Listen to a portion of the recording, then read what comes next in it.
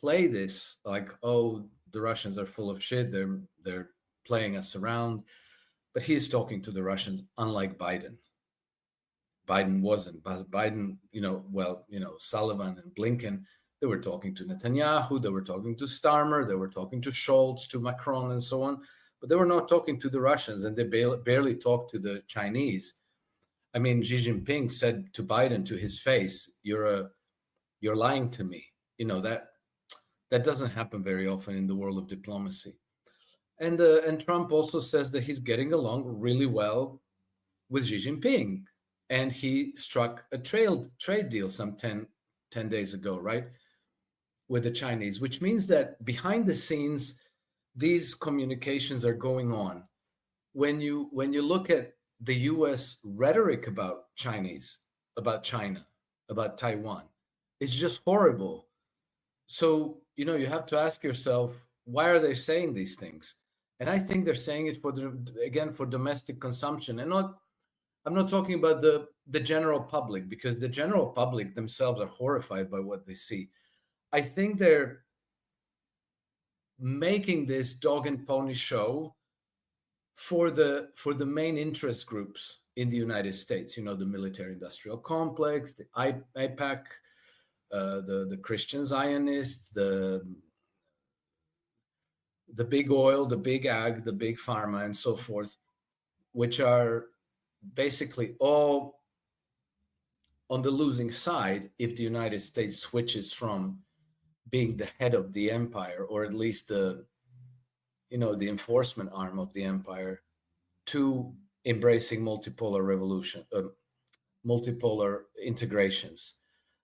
And I do believe that, based on the evidence presented, the Trump administration is still steering the ship in the direction of multipolar integrations. Alex, what's going on with the Trump administration? You remember the way that he was talking with Zelensky, that you don't have a winning hand, and your cards are so weak. And I think the main issue is with Donald Trump. He's trying to play with a losing hand. He hates the position that he's in.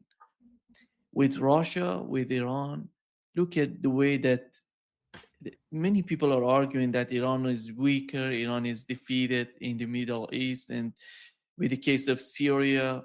But after all, look at the situation in the West Asia. It's not that much in favor of Donald Trump. He has a good relationship with the Arab states, but after all, there is no enmity, there is no animosity anymore between Iran and Saudi Arabia.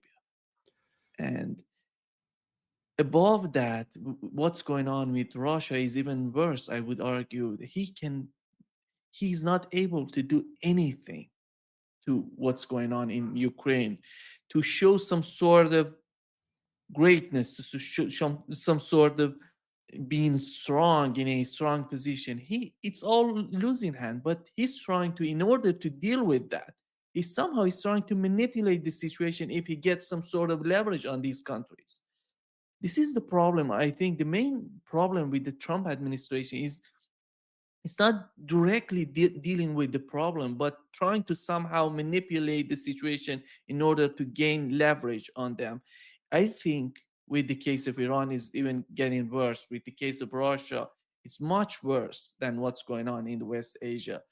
And anytime he tries to do something, he's even just, it seems that he's trying to get out of the quicksand, and anything you move faster, you go down faster.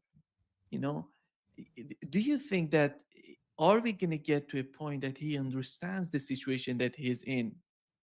If he plays more with the situations, he's gonna the situation is gonna be even worse than before. Are we gonna get to that point? Are we gonna see this somehow? The sanity comes to the administration through Vance, through, I don't know, maybe Witkoff can help them to somehow to get to that point. But how do you see that with Donald Trump, with his attitude so far? Well, I think that given Trump's political agenda, that the main priority is consolidating political power at home. Because if he loses the House, the Senate in the midterm elections, then his whole agenda could derail. So I think that he feels a great deal of pressure to score wins, to bring wins, to show that he's in control, that to show that he can assert his will against Russia, against Iran, against Turkey, against the European Union, whoever. And so that he commands trust and loyalty of the most important people at home. And I think that so far he has been surprisingly successful in that sense. Of course, if you know what's really going on, you are, of course, dumbfounded, because a lot of what comes out of his mouth, out of his spokespeople's statements, makes no sense whatsoever. It's actually, just crazy, wrong. They are very promiscuous with truth. They're just saying stuff. But somehow, so far, it seems to me that he's been very successful in consolidating power. If you compare Trump today, strictly speaking, on the American political scene, and Trump 8 years ago, he's much, much stronger. Remember, 8 years ago, he was completely lost and he was being attacked nonstop in the media, by the opposition. It's not the same anymore. I was really surprised that he managed to pass his big, beautiful bill through the House.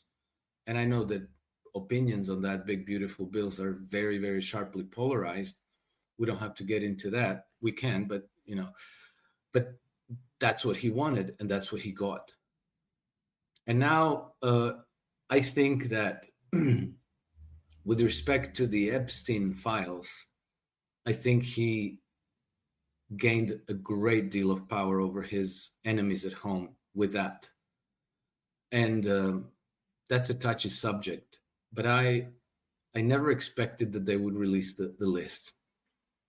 What I sort of expected is that maybe they would let some less important heads roll, that they would pick out part of that list, that they would drag them through courts, that it would be a nice public spectacle, but the big fish would never come to the surface. The reason why I thought that is because let's think about what the Epstein list is. The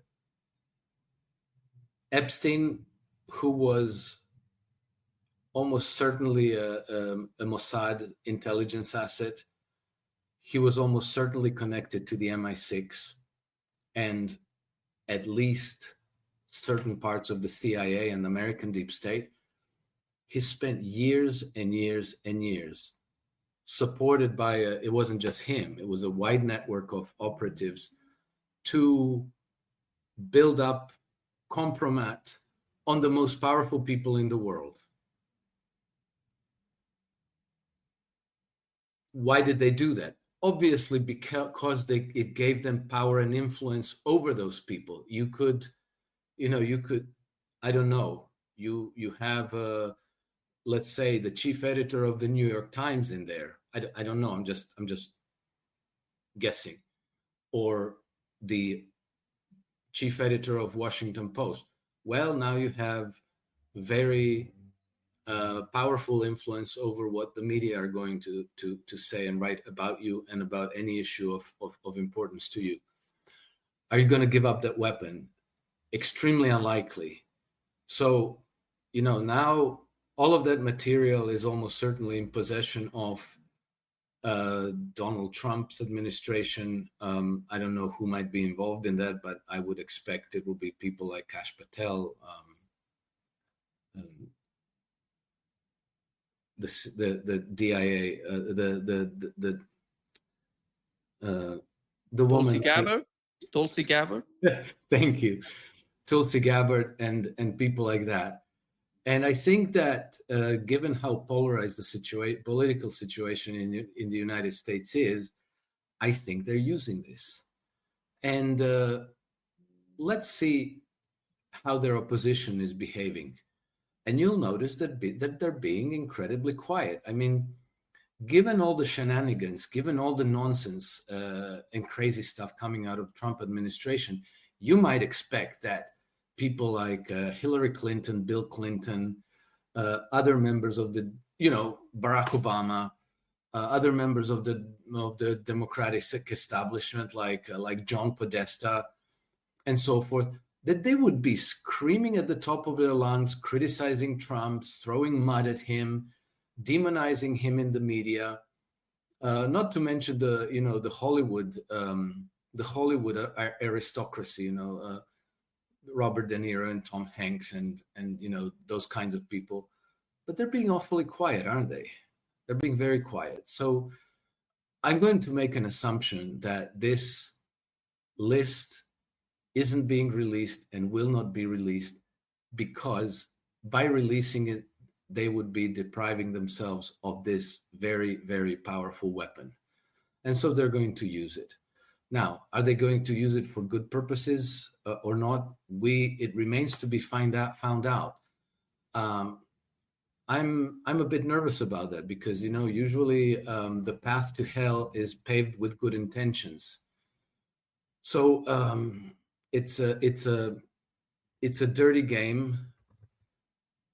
Trump administration is certainly playing that game to their advantage for their political power.